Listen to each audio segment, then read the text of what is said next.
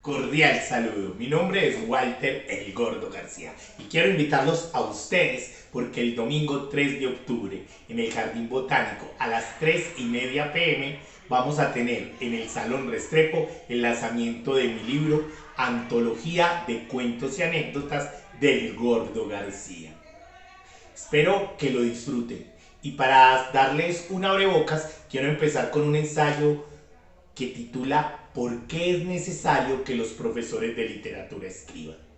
Creo que uno solo puede enseñar el amor de algo. Yo he enseñado no literatura inglesa, sino el amor a esa literatura, o mejor dicho, ya que la literatura es virtualmente infinita, el amor a ciertos libros, a ciertas páginas, quizá de ciertos versos. Jorge Luis Borges. Quise empezar citando a Borges y probablemente con lo que Borges dijo ya esté dicho todo, pero quiero hacer una pequeña reflexión a partir de lo que Borges expone y de la pregunta que es el título de este escrito. Quiero empezar por atacar un mito peligroso, y es que las personas creen que enseñar a leer es enseñar que la M con la A se pronuncia ma. Pero es falso, eso no es leer, es decodificar, y es fácil explicar la diferencia. Si yo escribo macurratenga, todos pueden decodificar esa palabra, pero no leerla, porque no existe como palabra. Pero si yo escribo mamá, no solo decodificamos y sabemos esos dibujos llamados letras a qué sonido corresponden, sino que además podemos darle una imagen. Podemos imaginar a nuestra mamá, a nuestra abuela, a la mamá de algún amigo, a un hombre cuidando a su hijo ante una ausencia femenina. Podemos darles múltiples sentidos. Eso es leer. Hecha esta aclaración, pienso que es necesario que los profesores de literatura escriban.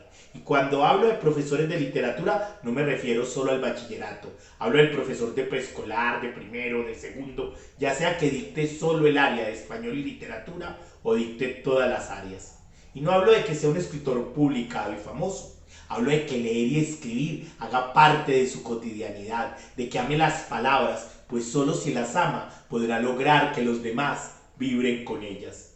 Basta con que sea un buen lector, podría pensar alguien, pero yo pienso que no. Porque una cosa es la experiencia de leer y otra es la experiencia de escribir. Y quien enseña literatura no solo debe haberla leído, sino también haberla creado. Antes de seguir, quiero hacer una aclaración. Es normal que algunos críticos digan de ciertos escritos que no son literatura porque a ellos no les gustan esos escritos, no les parecen bien escritos. Pero no es lo bien escrito lo que hace un texto literatura o no. Cuando una persona crea un texto pensando en la función emotiva en primer lugar y poniendo la función estética al servicio de la función emotiva, ese texto es literatura. Otra cosa es si tiene errores de redacción, de cohesión, de coherencia, pero es literatura. Por lo menos esa es mi posición teórica al respecto. No basta con que un profesor de literatura sepa explicar qué es una metáfora. Se necesita que la haya usado para un texto, que la haya usado para tratar de enamorar a la mujer de sus sueños. No importa si el sueño duró poco o mucho, o si fue o no reemplazado por un nuevo amor. Es necesario que quien enseñe literatura sepa lo que es luchar contra la hoja en blanco, sepa la angustia de no hallar la palabra adecuada, de leer lo que se describió y descubrir el abismo entre lo que queremos expresar, lo que hay en nuestra mente y lo que finalmente logramos plasmar en el papel. ¿Se imaginan que enseñe cirugía a alguien que nunca ha operado? ¿Se imaginan que enseña a pilotear un avión a alguien que nunca ha manejado uno? Pues de la misma manera no imagino que me enseñe literatura a alguien que no cree literatura. Por eso, la importancia de publicar este libro de cuentos de mi autoría. No voy a decir que son buenos o que son malos, porque ese juicio debe hacerlo cada lector.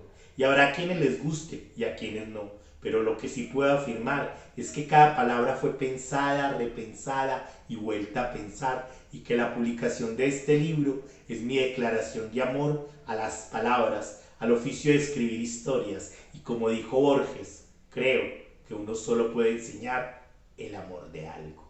Espero que los maestros, educadores en general que lo lean, se animen a escribir sus propios textos de cuento, teatro, poesía o ensayo de la hermosa labor pedagógica.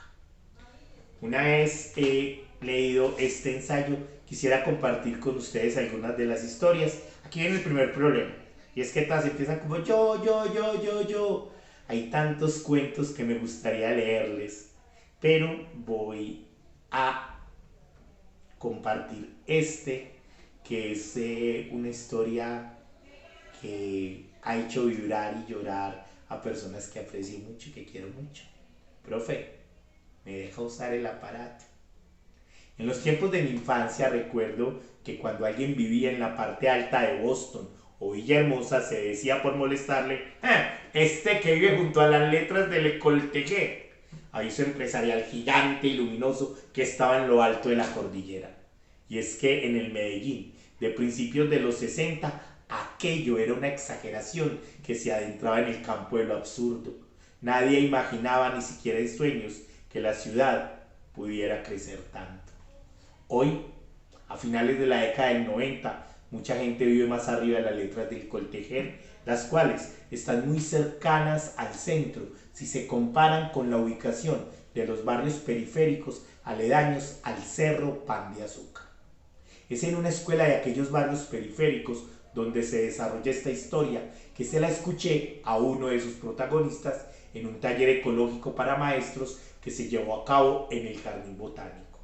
Claudia Grisales, licenciada en Educación Básica Primaria de la Universidad de Antioquia, pensaba que conocía la miseria y la pobreza hasta que llegó a aquel asentamiento y se dio cuenta que, comparado a aquel lugar, el barrio en el que ella vivía, aún en sus sectores más pobres, nadaba en la abundancia. No es fácil enseñar a un niño en estado de desnutrición crónica, cuyos padres son analfabetos, lo cual reduce drásticamente sus posibilidades laborales, que vive en una posilga con 8 hermanos de diferentes padres, sus abuelos, su mamá y el padrastro de turno. 12 personas o más viviendo en un rancho hecho de cartones y pedazos de tablas, compartiendo un solo dormitorio y cocinando en un fogón de leña. Y es todavía más difícil cuando aquel niño no es solo un caso aislado, sino uno más entre cientos de niños que viven en condiciones infrahumanas, rodeados de droga y violencia, acompañantes cotidianos de los seres del no futuro. Pero Claudia Grisales no era de los seres que se rendían. Comenzó a luchar para cambiar las cosas y una de las primeras que logró fue conseguir una donación de 12 computadores sin multimedia, con un disco duro de poca capacidad, monitores blanco y negro, que eran un verdadero lujo para aquella escuela que sin agua ni alcantarillado pudo vestirse de gala para estrenar una sala de cómputo. Llegó el primer día de clases y en medio de la algarabía, del desorden de los niños que aún no saben cuál va a ser su profesor, un pequeño de segundo de primaria se le acercó a ella. «Profe, ¿me deja usar el aparato?», preguntó el niño señalando el salón de cómputos. «No puedes, primero tengo que enseñarte».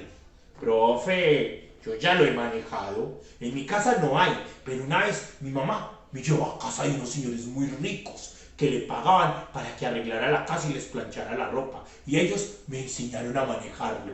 Claudia sonrió.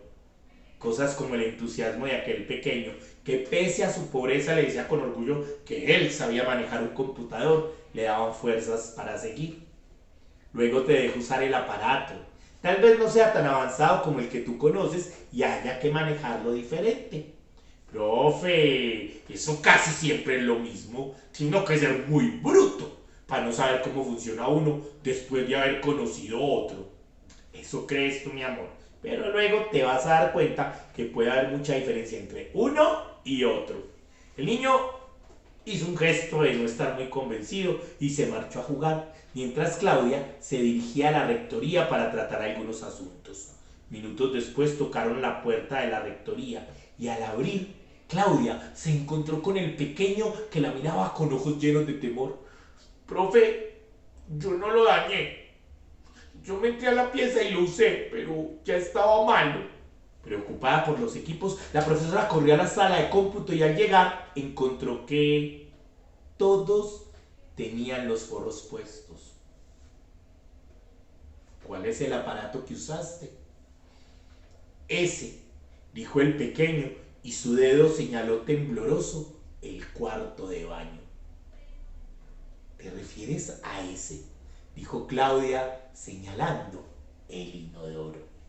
Sí, profe. Los ojos de Claudia se llenaron de tristeza. Todo ese asombro y entusiasmo por un inodoro. Profe, ¿cierto que lo puedo seguir usando?, suplicó el pequeño más que preguntar. ¿Te gusta mucho usarlo? Sí, profe, eso es muy bacano. Uno se sienta y luego vacía y listo. Mientras que en mi casa, profe, hay que meterse entre los matorrales, pues muy cerca de la casa no se puede, porque después quién se aguanta el olor y los mosquitos. Además, hay que hacer un hueco para enterrar lo que se hizo, y el colombiano que uno se limpia le pela a uno la nalga. Además, profe, a veces salen alacranes. No, profe, es que yo quiero estudiar para que cuando sea grande pueda tener plata y haya un aparato igual en mi casa. Ese es uno de los cuentos que van a poder encontrar en este pequeño libro, en esta pequeña antología de cuentos y anécdotas, en este inventario de sueños, donde hay muchas otras historias con muchos nombres que evocan muchas cosas dentro de mí.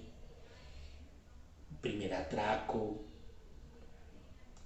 eficiencia policíaca, el guapo de mal abrigo, la risa de la muerte, un robo con estilo, un susto mortal, violencia doméstica, el octavo día, Arnas y Terlau, cabaña bote y nostalgia de alas, y así podría seguir leyendo hasta hablar de todos los cuentos y de todas las anécdotas que hacen parte de esta antología. Así que, de nuevo, los espero. Domingo 3 de octubre, no lo olviden. 3:30 p.m, Salón Restrepo del Jardín Botánico. Muchas gracias.